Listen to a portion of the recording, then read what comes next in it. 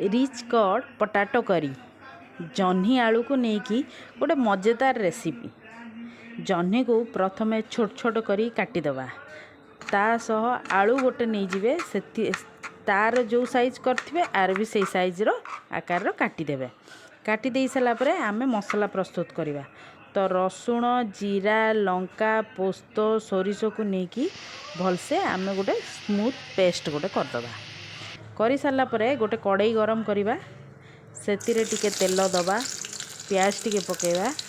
प्याज टिके हो सारा पर से जह्नी आ आलू को आपण मैंने भलसे गोले देवे भाजीदेवे। भाजी सारा पर किसी समय पर से कौन करेंगे टिके लुण आउ हलदी मिसेदेवे ताकू टिके अधा सीझी गला पर टिके समय पर सीझीज सीझीगला पर आपन जो आमे जो बटा मसला करथिलु से मसला को से पकईदबा।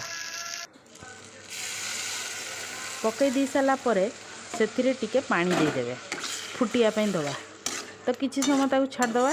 छाड़ी सारा पर जह्नी आलू आपणकर सब्जी प्रस्तुत हो। लास्ट रे आपण माने धनिया पत्र टिके पकई दियंतु। गरम गरम खाइबे मजा लगुच। आपण मानू ये रेसिपी केमती लगिला कमेंट करी जणाइबे। आ मो चैनल को काइंडली टिके सब्सक्राइब आ लाइक करंतु। धन्यवाद।